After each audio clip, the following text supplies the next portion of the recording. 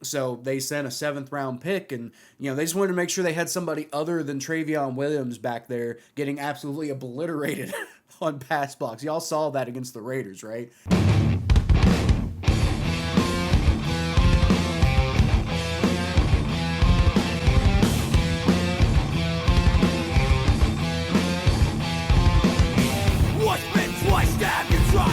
Welcome to the jungle, everyone. I'm Kyle Phelps, and I bring you the most absolute, critical, electrifying news happening in America today, November 5th, 2024. That's right, the Cincinnati Bengals made a trade at the deadline.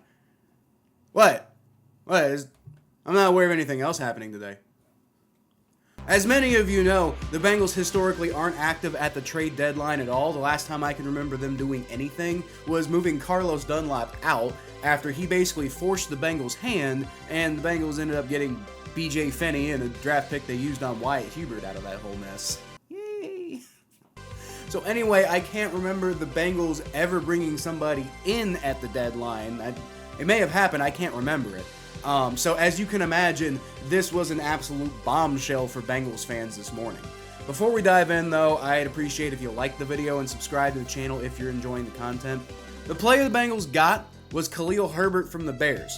I mean, we didn't exactly go out and get Saquon Barkley or anything, to be fair, but I really like this guy, and I personally wanted the Bengals to draft him in the 2021 draft.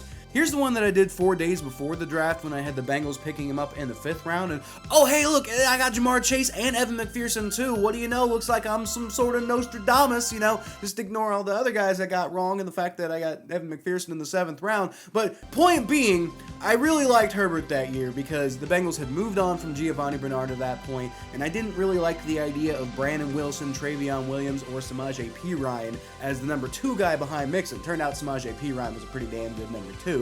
But we didn't know that at the time. Also, because Kaleo Herbert was the best kick returner in the draft that year, at the time that was a huge weakness for the Bengals. I think Brandon Wilson was their kick returner, and that didn't work out at all. So I was hoping they could kill 2 birds with 1 stone there. So the Bengals ended up taking Evan McPherson in the 5th round, which I was cool with at the time, even though it's a bit early for a kicker. Although I was pretty mad when they passed on Herbert for Trey fucking Hill in the 6th round.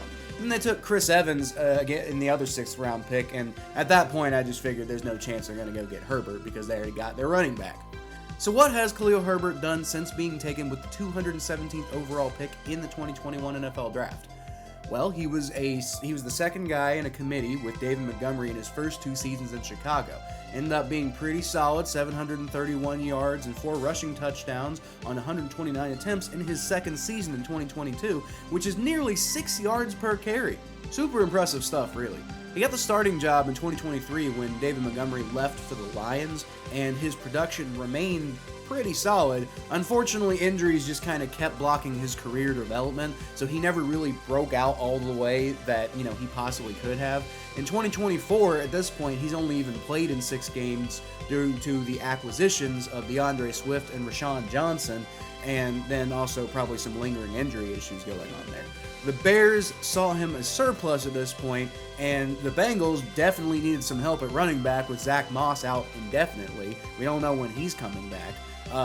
So they sent a 7th round pick, and they just wanted to make sure they had somebody other than Travion Williams back there getting absolutely obliterated on pass blocks. Y'all saw that against the Raiders, right? So they went out and got a guy who, to this point, has actually been one of the best pass blocking running backs in the NFL. There's also been some rumors of the Bengals potentially being interested in bringing in a defensive player at the deadline, which I would argue is probably a bigger need than running back. I've heard names like Chase Young and Azeez Ojulari thrown out there, but so far those have just really remained rumors. I don't know if there was ever any truth there, or if there remains any, if there ever was. So, it's still a good move for the Bengals to bolster their offense, which has been up and down this season. Personally, I really like Herbert better than Moss anyway. If I had my pick last year, we would have, tried to make a move to go get Khalil Herbert, through a draft day trade or something like that, instead of getting Zack Moss. But we got Zack Moss, and I was like, that's fine. But I am happier now, though, with the Brown-Herbert backfield than I was with the Brown-Moss backfield. And then there's also the fact that, Charlie Jones dealing with injury issues. Maybe there's some hope for the kick return game again until he gets back. It's absolutely huge to see the Bengals taking all the options seriously right now.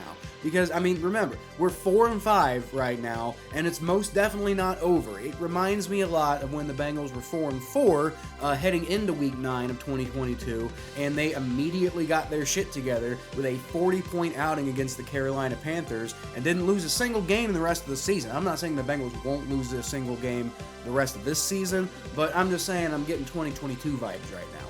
They ended up winning their division that year too, which is probably pretty unrealistic to think that that's on the table for the Bengals, but the wild card is absolutely still on the table for the Bengals. And then you never know, maybe something crazy happens in the division. If the Bengals beat the Ravens next week, maybe.